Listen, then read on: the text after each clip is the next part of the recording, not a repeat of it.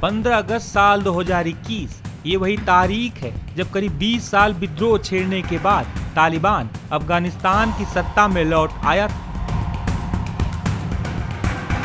अगस्त 2021 में ही अमेरिकी सेना ने भी अफगानिस्तान छोड़ने का फैसला किया था। अमेरिका के साथ साथ ही नाटो सेनाओं ने भी अफगानिस्तान से उसी समय उड़ान भर ली थी।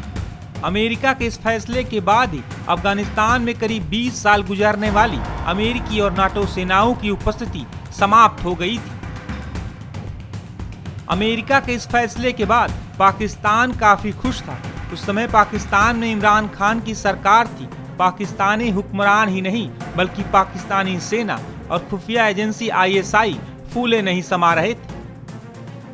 तालिबान की वापसी से कभी खुश होने वाले पाकिस्तान में अब हलचल मची हुई है और इसकी वजह भी तालिबान और उसके लड़ाके हैं।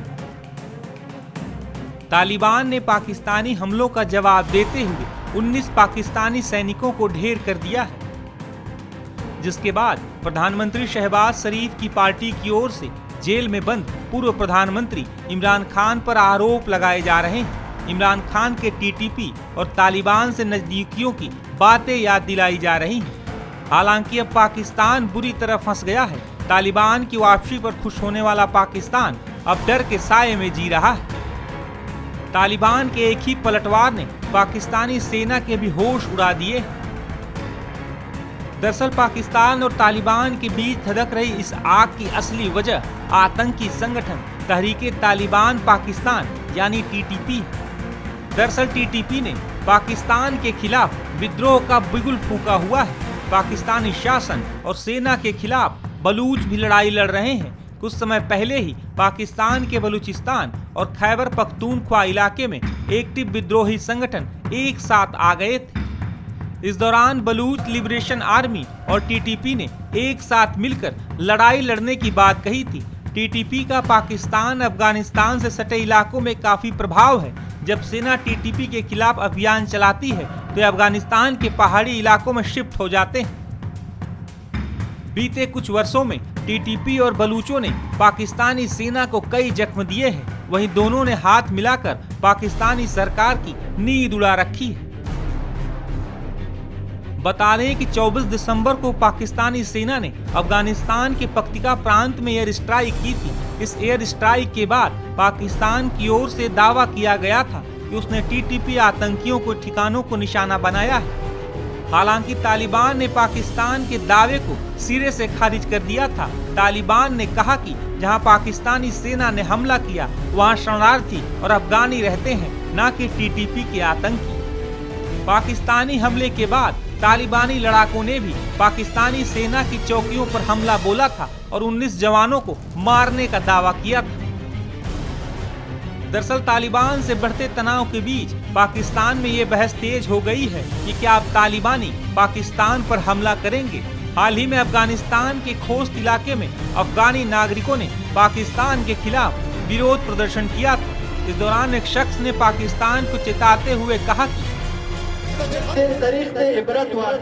पाकिस्तान को इतिहास से सीखना चाहिए कि हमने महाशक्तियों को हराया है।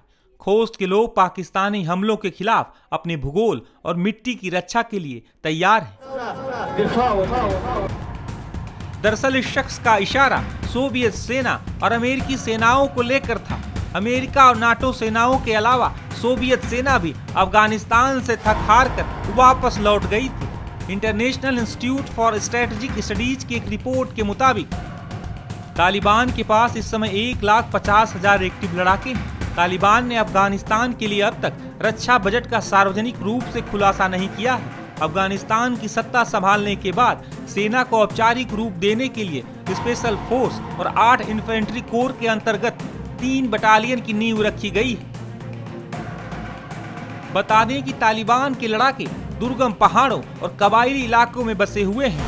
अफगानिस्तान से अमेरिका जैसे शक्तिशाली देश को भी कदम पीछे खींचने पड़े थे। इस वजह से भी पाकिस्तान तालिबान के रवैये से सहमा हुआ है। पाकिस्तान ने 24 दिसंबर को पक्तिका प्रांत के जिस बरमल जिले में एयर स्ट्राइक की थी, वहां के स्थानीय लोग भी पाकिस्तान के इस हमले का विरोध कर रहे हैं।